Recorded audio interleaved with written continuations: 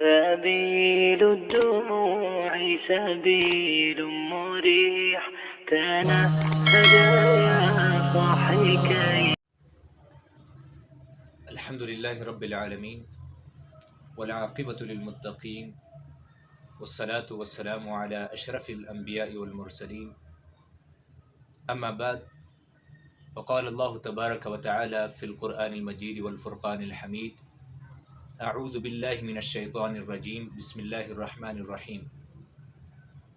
وقضى ربك ألا تعبدوا إلا إياه وبالوالدين إحسانا.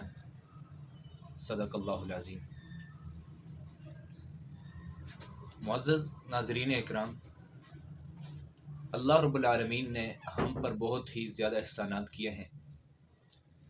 جیسے اللہ رب العالمین نے ہمیں آنکھیں دی ہیں، ہمیں کان دیے ہیں، ہمیں قوت گویائی دی ہے، بہت سارے انعامات انگن انعامات کیے ہیں. ان انعامات میں سے ایک بڑا انعام اللہ رب العالمین نے ہمیں عطا کیا ہے جو کہ والدین کی صورت میں ہے. ایک ایسا انعام ہے، ایک ایسی نعمت ہے جو انسان کو ایک ہی دفعہ مل سکتی ہے، دوبارہ کبھی یہ نہیں مل سکتی.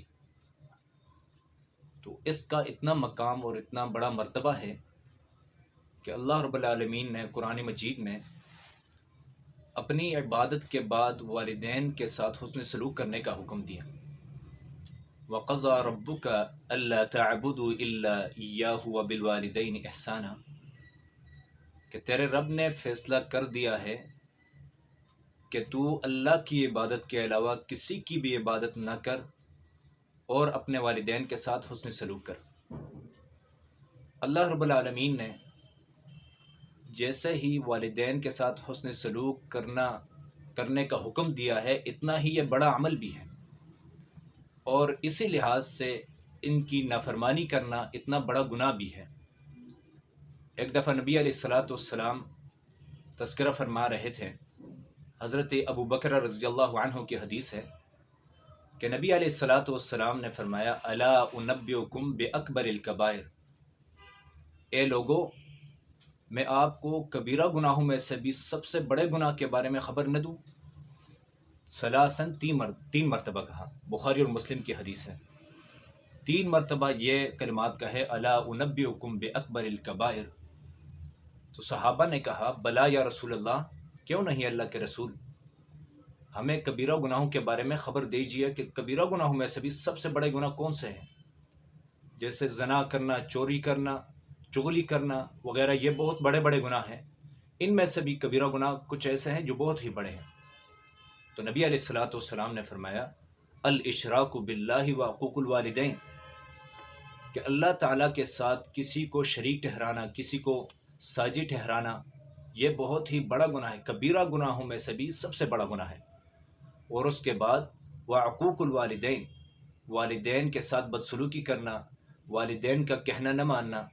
یہاں تک قرآن مجید میں اللہ رب العالمین نے فرمایا کہ ہر حکم میں والدین کی اطاعت کرو، والدین کی فرمان برداری کرو، سوائے اس کے کہ وہ آپ کو اللہ کی نافرمانی پر آپ کو اس طرف مائل کریں، اللہ کی نافرمانی پر اللہ کے ساتھ کسی کو شریک ٹھہرانے کا کہیں، اس وقت آپ والدین کا کہنا نہیں مانیں گے. اس کے علاوہ جو بھی آپ کو حکم دیں گے، والدین کا کہنا ماننا ضروری ہے. اللہ رب العالمین نے اپنی عبادت کے بعد اس کا حکم دیا. یہ تھی والدین کی نافرمانی کرنے کی سزا.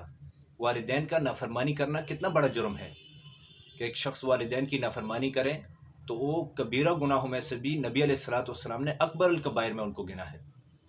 اور آئیں اگر اس کی فضیلت کی طرف، اگر ان کے ساتھ حسن سلوک کریں، اچھائی والا معاملہ کریں، تو پھر وہ کتنا بڑا عمل ہوگا.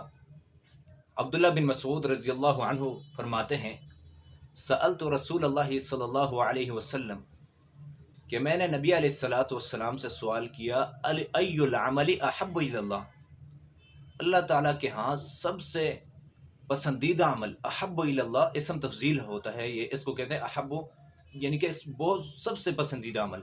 اعمال تو اللہ کو جتنے بھی اچھے عمل ہیں پسند ہیں، لیکن پسندیدہ اعمال میں سب سے پسندیدہ عمل کون سا ہے؟ تو نبی علیہ السلام نے فرمایا: الصلاۃ علی وقتہا. دوسری حدیث میں آتا ہے الصلاۃ فی اول وقتہا، نماز کو اس کے پہلے وقت پر ادا کرنا. یعنی نماز کو جیسا ہی اس کا وقت داخل ہو جائے اسی وقت پر نماز کو ادا کرنا، یہ بہت ہی اللہ تعالیٰ کے ہاں ایک پسندیدہ عمل ہے، ایک فضیلت والا عمل ہے۔ اس کے بعد عبداللہ بن مسعود رضی اللہ عنہ پوچھتے ہیں ثم ایون، یا رسول اللہ اس کے بعد کون سا عمل ہے جو اللہ تعالیٰ کے ہاں اس نماز کے بعد اس کے پہلے وقت پر ادا کرنے کے بعد جو پسندیدہ عمل ہو؟ تو نبی علیہ الصلوۃ والسلام نے فرمایا ثم بر الوالدین، پھر اپنے والدین کے ساتھ نیکی کرنا، والدین کے ساتھ حسن سلوک کرنا، یہ ہے نماز کے بعد اللہ تعالیٰ کے ہاں سب سے پسندیدہ عمل۔ اس کے بعد پھر پوچھتے ہیں کہ ثم ایون، تو نبی علیہ الصلوۃ والسلام نے فرمایا ثم الجہاد فی سبیل اللہ، اللہ کے راستے میں جہاد کرنا، یعنی جہاد کرنے کو نبی علیہ الصلوۃ والسلام نے والدین کے ساتھ حسن سلوک کرنے کے بعد ذکر کیا۔ تو اللہ تعالیٰ سے دعا ہے کہ اللہ تعالیٰ ہمیں اپنے والدین کے ساتھ حسن سلوک کرنے کی توفیق عطا فرمائے اور اپنے والدین کی نافرمانیوں سے بچنے کی توفیق عطا فرمائے۔ وآخر دعوانا ان الحمد للہ رب العالمین۔